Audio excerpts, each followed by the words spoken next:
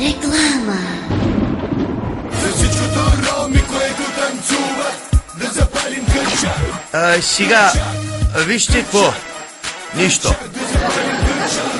До сега явно слушахте тези стъпанари, Дича и Дамян и Денемит.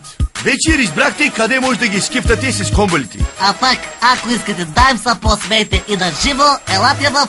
Дискотека... Дискотека, бе. Така, дискотека Тралала. А така, в град Варна? Ще има и в Пловдив, бе, брат ми. Браво, бе. Ай, Тралала се казва, беше забавление за... Млади и... Стари,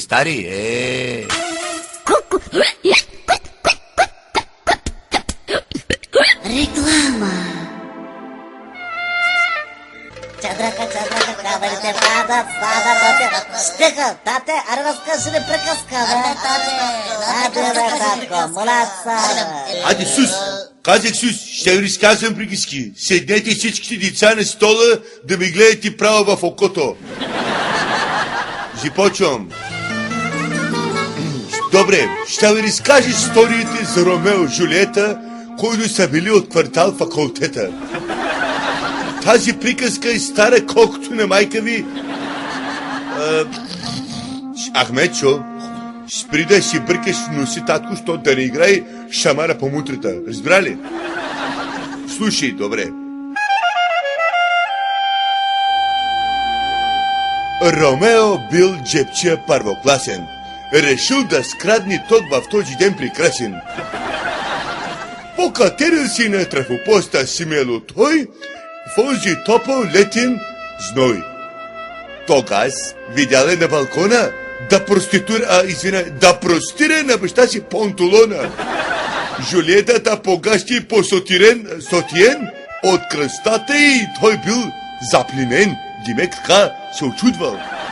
Загасил набързо своят фас и викнал той с пълен мъжкарски глас.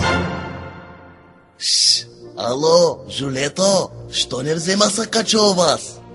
Ак стига, бе, Ромео, аз не съм те клас. Кът не си так клас, вземи си наметни една пижама. Аз да не съм случайно от стомана. Моята Христа не бил да си кри. Чакам някой танти на любовта да ми разкри. Жулето, баща ти да не ни подслушва да ма би. Ще знаеш, любовта в гащите са кри.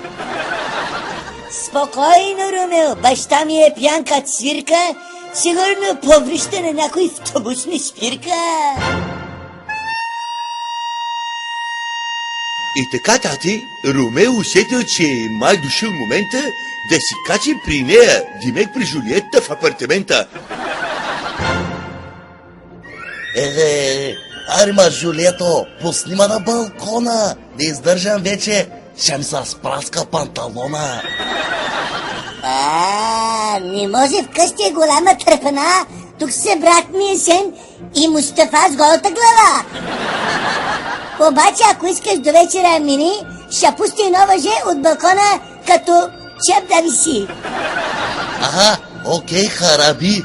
Ще намина конкретно към 12. Ако да питат нещо, 30. И тъй деца Ромео краката си измил с сапун, даже белите чорапи си обул.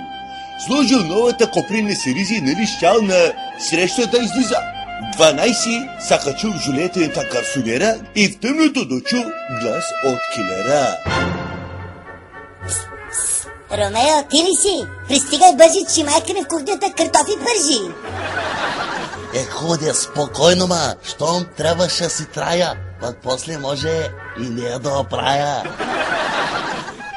Влязъл Ромео в тъмното келер, псувал тихо, че си не бил взел финер.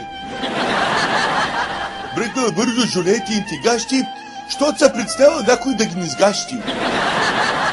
И точно в края на тази история навлизаме в привлекателната категория, Димек.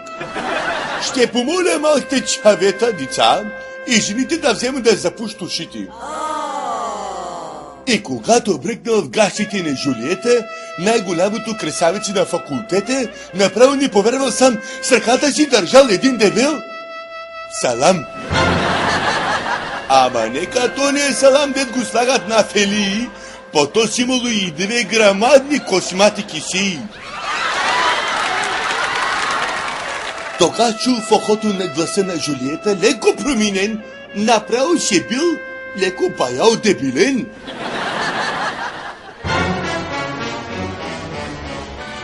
Ромео, щом си влезъл ти у нас, от този клеш си излезеш, когато кажа лично и конкретно аз. Забой си панталона, да ти ми стяга, че и баща ми и братите ми чакат, каза, че си голям сладур, космата си пътряга.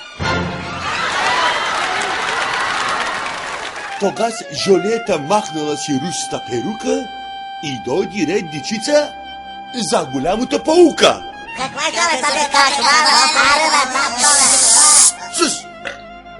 Ахмечо, много внимавайте с такви ска Жулиета, що накрая да се не окажат те момчета. Мака ви, педраси, дай ба! Расте, бабе! Ахмечо, е така, няма да говориш такива неща, татко. Сега татко ще ви спее една песен за настроение и конкретно удовлетворение.